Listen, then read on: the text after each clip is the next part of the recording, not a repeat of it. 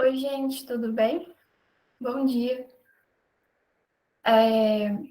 Hoje eu vou dar para vocês essa aula de sistema visual e, bom, acho que a gente pode começar, né?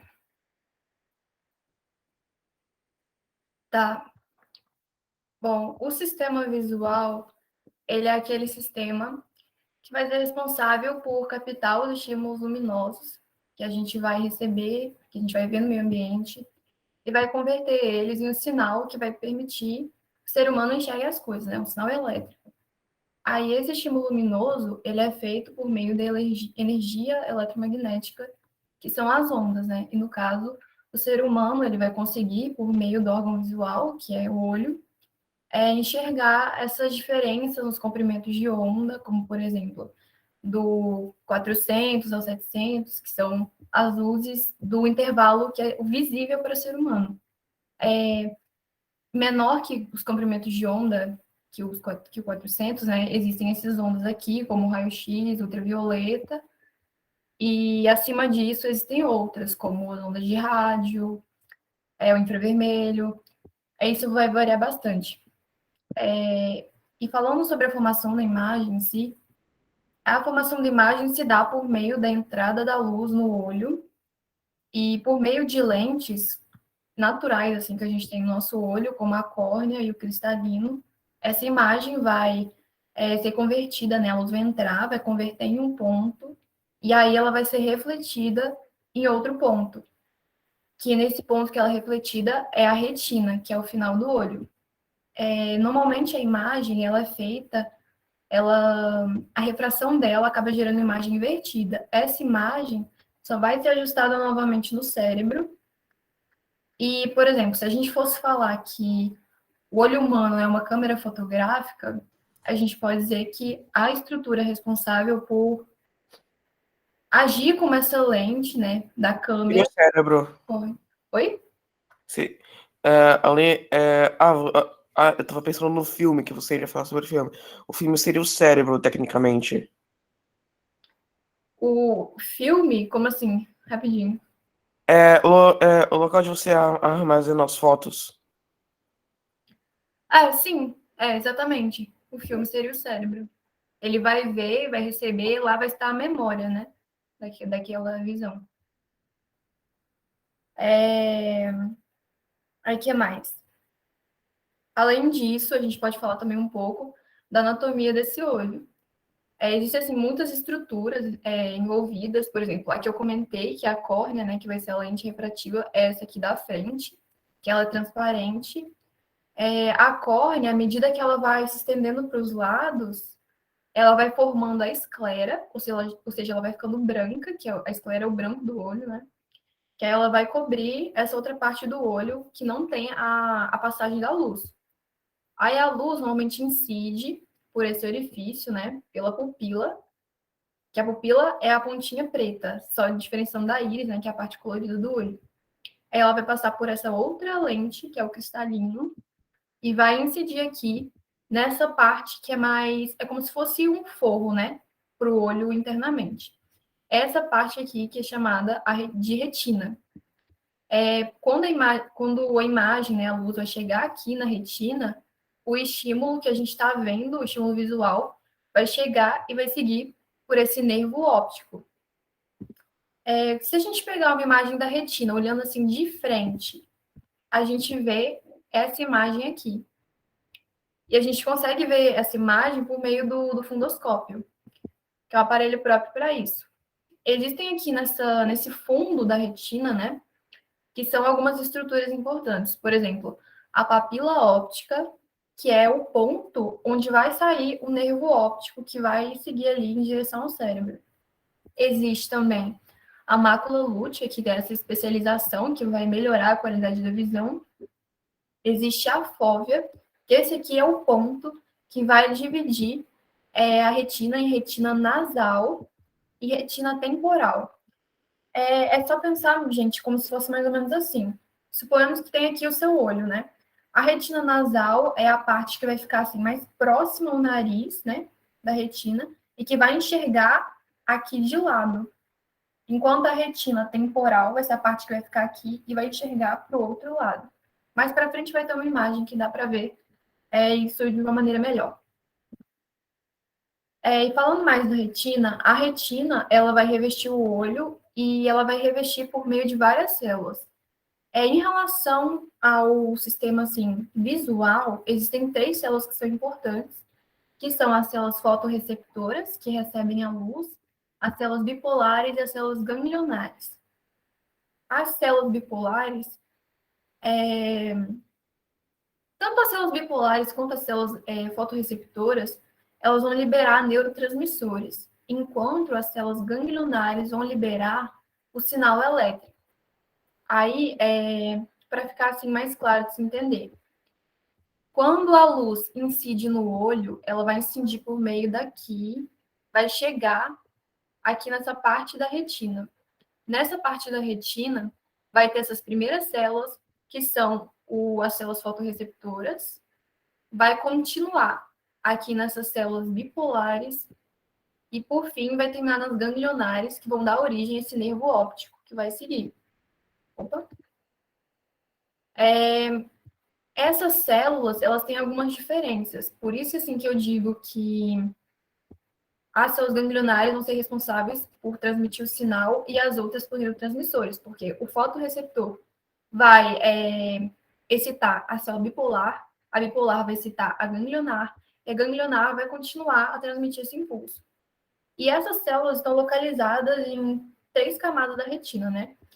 A camada de células ganglionares vai ser onde vai ter essas células ganglionares.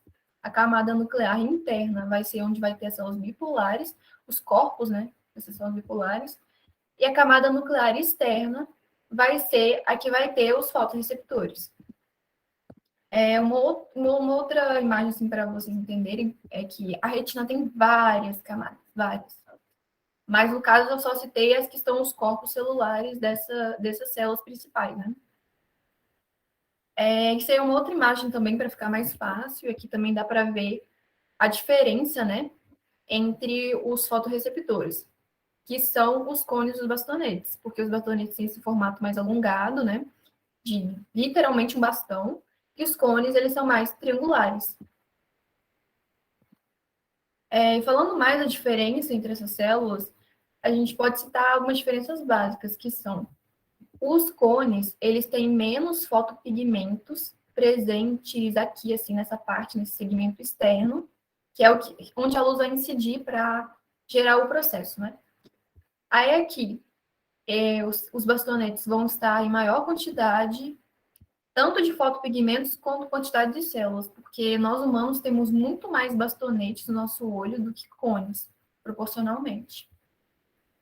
Uma outra função também, quer dizer, uma outra diferença, que é a função, que vai ser o que essas células vão enxergar, por assim dizer, porque os cones, eles vão ser responsáveis por enxergar a variação de cores, enquanto os bastonetes vão enxergar mais a variação da tonalidade das cores.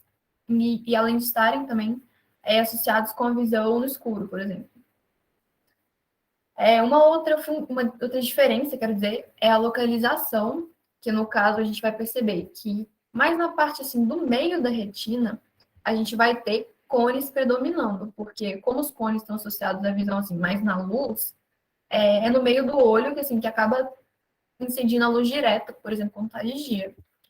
E a retina periférica, que vai ter mais bastonetes e que vai ser mais relacionado à visão no escuro. Aí aqui é um outro exemplo para vocês, que, como eu tinha falado, aqui é a fóvea, né? Que é o centro do olho, a parte de onde a luz incide. Nessa região, as células são meio que deslocadas, fazendo esse buraco assim na camada, de modo que a luz chegue e incida os cones diretamente. Facilite essa identificação. Já falando das células bipolares e das ganglionares, que vão ser a continuação, né, do processo lá, elas vêm depois das células fotorreceptivas, elas podem ser divididas no tipo on e off. O tipo on é só pensar assim, gente. On significa ligado, né? Então, as células tipo on, elas vão responder quando tem a luz, ou seja, quando a luz está ligada. A célula off vai ser aquela que vai responder quando a luz vai estar desligada. Isso aí serve tanto para as bipolares quanto para as ganglionares. Uma outra coisa também que é interessante é que essas células se organizam em campos, de campos receptivos de periferia-centro. Por exemplo, aqui, tá vendo? Tem um campo central e aqui o campo receptivo periférico. É como se fosse que no meio da retina tem todas essas células, elas se organizam em campos. Uma outra coisa também que é interessante falar é que as células ON vão excitar as células ganglionares ON. As células bipolares OFF vão excitar as células ganglionares OFF. É mais ou menos nessa ideia que vai acontecer no processo. Aí eu vou falar um pouco agora sobre fototransdução, que é o processamento da luz que vai chegar no olho para a conversão da imagem. Primeiramente, tem que pensar que como a luz vai chegar e incidir nos fotorreceptores primeiro, tem que ver como que vai acontecer nesses fotorreceptores. E existe uma certa diferença, que é, quando está escuro, existe mais ou menos um processo. E quando está claro, o estímulo é um pouco diferente. Suponhamos que você esteja de noite, por exemplo, e não tem luz incidindo no seu olho. O que está acontecendo ali na sua retina? O que está acontecendo é que, como não tem luz, ele não consegue chegar nesse fotopigmento aqui, que é chamado de rodopsina. Essa rodopsina é ela que recebe a luz para gerar o resto dos processos, os eventos que vão acontecendo, para liberar os neurotransmissores. Então, por exemplo, não chegou luz. Então, a rodopsina vai continuar intacta, né, no escuro, e ela não vai ativar outras proteínas, outros fatores responsáveis por fechar esses canais de sódio aqui. Então, como que funciona isso? Quando está de noite, a molécula de fotopigmento fica intacta e fica entrando sódio na célula.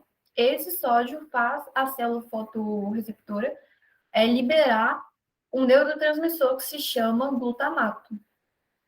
E de dia, qual é a diferença? Quando está de dia, o raio solar vai incidir exatamente nos fotopigmentos dessas células, e aí vai meio que a molécula de rodopsina sofre um branqueamento, ou seja, ela vai de roxo para um amarelo, meio branco, assim. E quando ela faz isso, ela acaba meio que sendo clivada. Ela libera uma outra molécula, que, se não me engano, é o cisretinal. Esse cisretinal vai favorecer que outras proteínas, né? Por exemplo, essa proteína G aqui, esse roxinho, que vai fazer com que haja outros eventos na célula, como ativar essa fosfodiesterase, e assim ela consiga pegar essa substância que se chama GMPC, que é isso que mantém o canal aberto de noite. Ela vai pegar esse GMPC e vai transformar em GMP. Isso vai fechar os canais de sódio. Então, quando fecha esses canais de sódio, não vai ter liberação de glutamato, porque a célula não vai conseguir mudar o potencial dela para liberar esse neurotransmissor. Então, assim, a diferença basicamente é essa. De noite, não incide luz no fotopigmento, canal de sódio aberto, que vai continuar a liberar glutamato. De dia, rodopsina clivada, canal de sódio fechado e sem glutamato. Continuando o processo, né? Quando a célula fotorreceptora transmite o neurotransmissor para a célula bipolar, existe um outro estímulo que vai ter na célula bipolar, que vai ser... Vamos lembrar assim, gente. Como ela tem dois tipos, a célula on e a célula off, ela vai responder de formas diferentes a esse estímulo. Suponhamos que está de noite e aconteceu aquele processo lá, está liberando glutamato para a célula. O que vai acontecer? Lembra que a célula off, que é aquela célula que responde quando não tem luz, ou seja, aquela célula que está ativada quando a luz está apagada. Ela vai fazer um mecanismo de responder ao estímulo de presença de glutamato, e aí ela vai abrir o canal de sódio também. Aí o sódio também vai entrar e vai despolarizar, liberando mais glutamato para a próxima célula, que é a célula ganglionar. Agora, o que acontece, por exemplo, na célula 1? Como a célula 1 ela funciona quando tem a presença da luz, ela não vai responder no escuro. E como que é o jeito dela não responder liberando o neurotransmissor?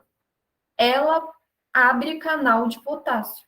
Que o potássio, quando ele entra e está em excesso na célula, dependendo, ele pode causar o que a gente chama de hiperpolarização. Isso é deixar meio que a célula meio letárgica. Aí ela não vai, ela tá assim, entre aspas, meio que dormindo, desativada, né? E aí ela não vai liberar todo esse glutamato para gerar esse estímulo.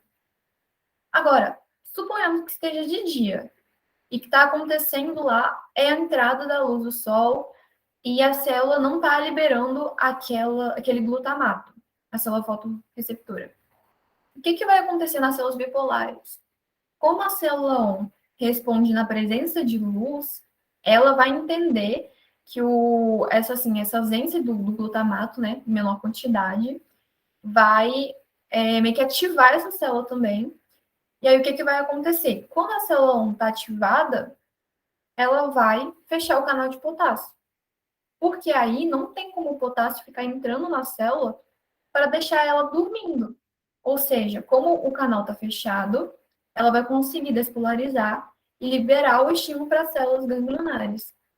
Agora, por exemplo, e a célula off, se tivesse de dia? A célula off, ela não vai responder por exemplo, a esse estímulo da luz. Então, ela não vai abrir o canal de sódio, vai ficar ali hiperpolarizada e não vai liberar. E aí, isso vai passar, esse processo vai passar para as células ganglionares.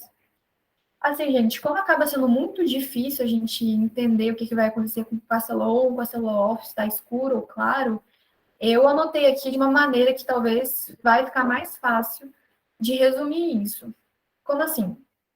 É só pensar. Célula on ativa com luz.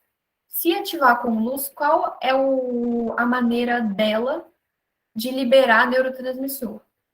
Ela fecha canal de potássio.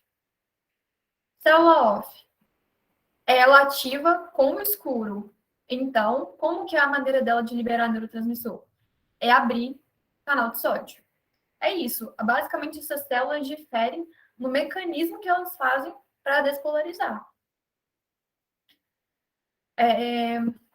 E continuando agora, depois que a célula bipolar sofreu essa função, né? Quer dizer, esse processo de mecanismo de liberação de neurotransmissor, ela passa esse neurotransmissor para a célula ganglionar.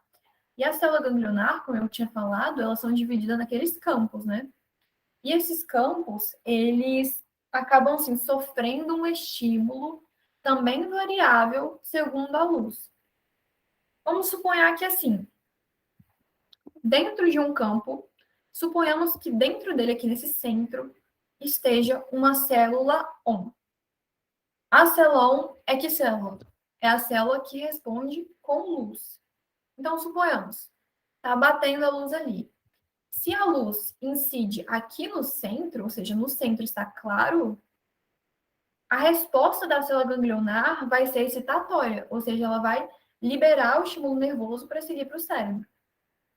Suponhamos que a luz está incidindo em todo o campo. Tudo está claro, por exemplo. O que vai acontecer vai ser um estímulo de inibição. Quando a periferia, ou seja, esse em volta aqui, está claro, junto com o centro, acaba gerando esse mecanismo de inibição.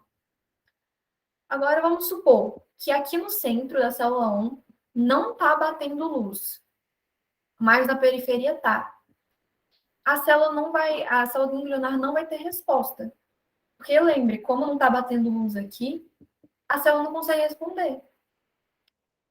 E quando, por exemplo, está tudo escuro, suponhamos, também não vai conseguir responder. Porque não tem como, não tem luz para isso, né? Para a célula 1. Agora, vamos supor E se não tivesse uma célula on nesse centro? E se tivesse uma célula off? A célula off, ela responde no escuro. Então, o que vai acontecer? Tá escuro aqui no centro. Beleza. A célula off vai ser excitada, vai transmitir o estímulo. Agora, se a célula, no caso, tá tudo escuro aqui, tudo escuro. Como existe isso da periferia bloquear o centro, o que vai acontecer é que a célula off, mesmo estando escuro, não vai conseguir responder. Ou seja, vai ter um estímulo inibitório. Agora, suponhamos, no centro, não está batendo o escuro. Não adianta, a célula não tem resposta. E quando está tudo claro, também não vai ter resposta, porque a célula off não responde no claro.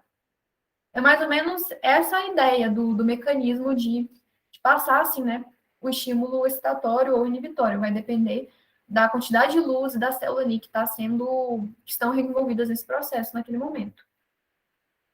Aí eu vou falar um pouco agora do resto do caminho até chegar ao cérebro, que também é chamado de via óptica ou projeção retino-fungal. Só relembrando aqui. Então, vamos associar. Está chegando a luz. A luz veio, bateu aqui no fundo da retina. Passou o estímulo para o fotorreceptor. Passou o estímulo para a célula bipolar. Passou o estímulo para a ganglionar que seguiu. Esse aí é o início do caminho. A célula fotorreceptiva, ela também é chamada de neurônio 1 da via, ou seja, o primeiro neurônio que vai receber ali os estímulos. A célula bipolar, ela é chamada de neurônio 2, a ganglionar de neurônio 3. Aí o que vai acontecer? Essa célula ganglionar, o axônio dela, ou seja, o rabinho do neurônio, vai continuar, ele vai seguir, e como ele vai se juntar com muitos neurônios, assim, muitos axônios de células ganglionares, todo esse agrupamento vai ser chamado de nervo óptico. Esse nervo óptico vai seguir em cada olho, tá vendo? Um em cada olho, que vai seguir até essa estrutura do meio, que a gente chama de quiasma óptico.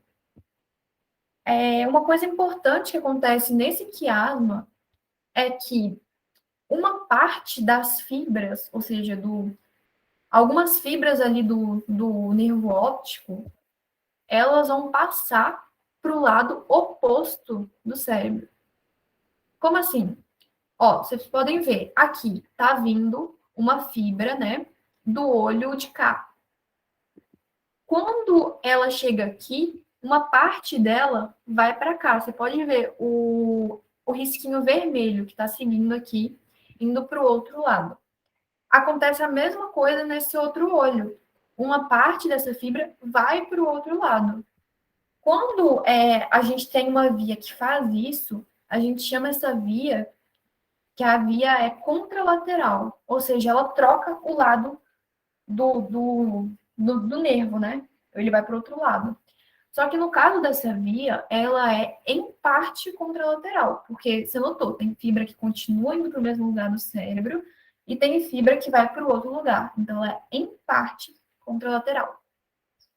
Uma outra coisa também importante as fibras que vão para o outro lado do cérebro são aquelas fibras que eu falei para vocês que compõem a retina nasal.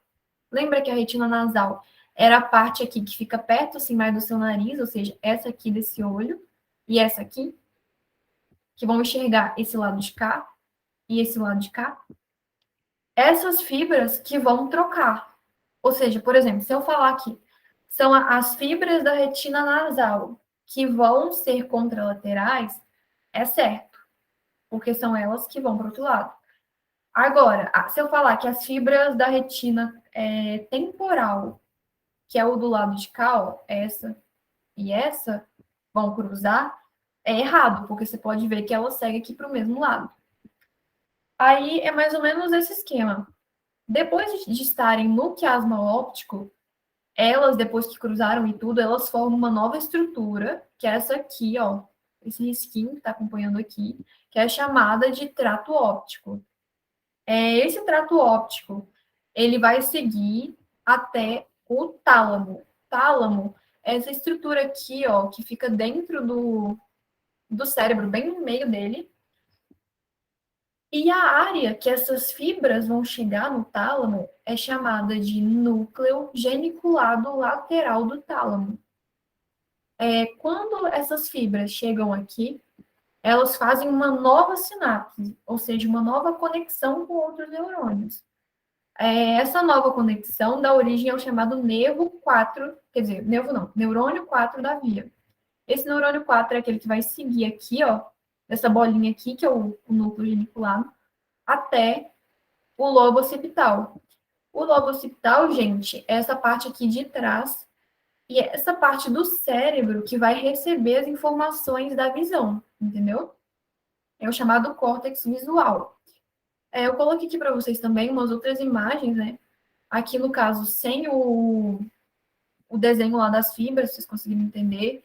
Coloquei esse outro também, que mostra só a parte dessa parte aqui, sem o cérebro em volta. E aqui dá para ver bastante como que a retina nasal ela vai para o outro lado, né? Além disso, o que mais? Ah, tá. Isso aqui é uma coisa importante também. Existe que, quando o neurônio chega aqui, né, os neurônios, esse núcleo geniculado, eles também podem enviar como se fossem uns neurônios, uns pedacinhos assim, para outras estruturas. Essas outras estruturas, por exemplo, são o colículo superior do mesencéfalo, que é uma estrutura também que fica no meio do cérebro, só que abaixo do tálamo. Vai enviar algumas fibras para a glândula pineal, que tem a ver com o sono, né? Vai enviar, ou seja, isso de estar relacionado ao sono acaba exatamente essa relação da visão com a glândula pineal. Por exemplo, se você está recebendo muito estímulo visual por meio dos olhos, o seu corpo, ou seja, essas fibras assim vão enviar meio que uma mensagem de que não, tipo assim, não dorme, glândula pineal não ativa, porque está de dia.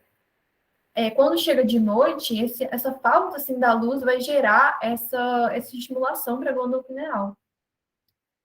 E assim, para terminar para a gente, eu coloquei algumas curiosidades, né? A primeira, no caso de ser formado invertido, eu já comentei. E existe uma outra, que suponhamos que você sofra um acidente, correto? E nesse acidente você lesione alguma parte dessa via, desse caminho até o cérebro. Dependendo do lugar onde você lesionar, você vai gerar, assim, o dano na visão que você vai ter vai ser diferente. Por exemplo, suponhamos aqui, ó, tá aqui a via. Se suponhamos que você tenha lesionado esse lugar aqui, ó, o nervo óptico, o que vai acontecer? Como o nervo óptico carrega as fibras desse olho aqui, quando você lesionou ele, você vai perder a visão todinha desse olho aqui. Você pode ver, ó, tá pretinho aqui. Quando você, por exemplo, lesiona o quiasma óptico, ou seja, bem aqui no meio, quem que você afeta? Você afeta as fibras que cruzaram.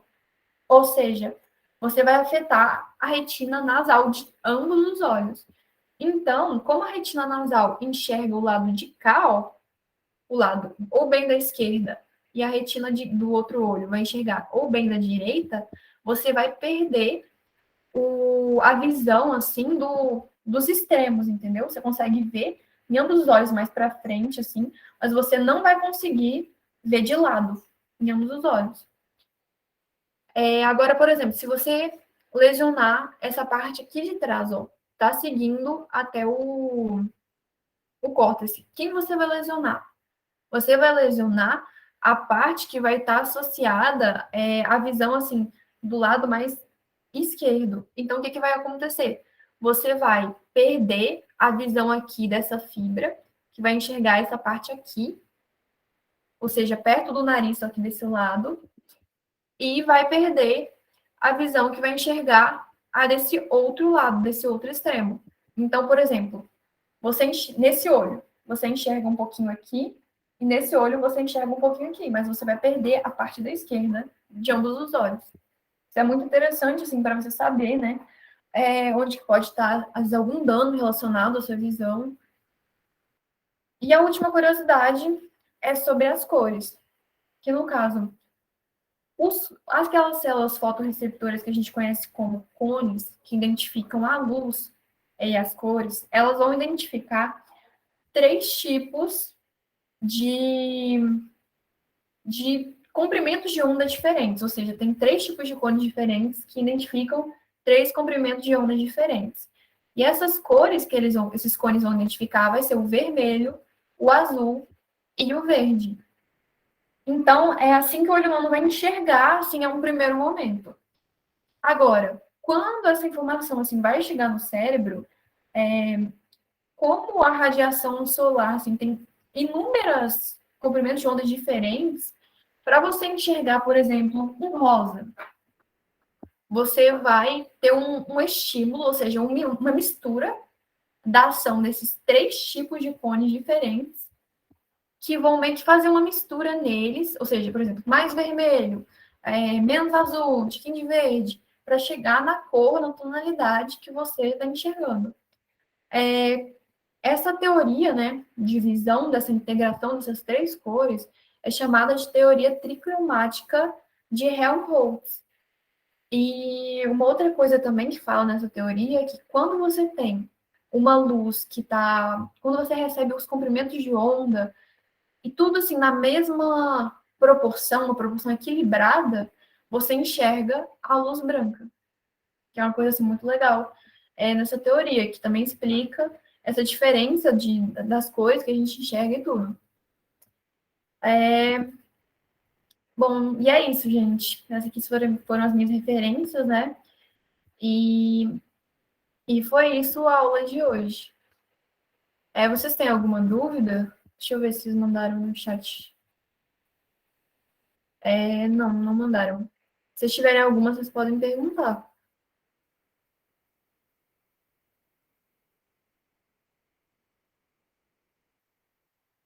Bom, imagino que não. De nada, gente. Espero que vocês tenham entendido. Depois eu vou mandar os slides para vocês também, que ajuda a associar bastante. Boas outras aulas para vocês. Pois é.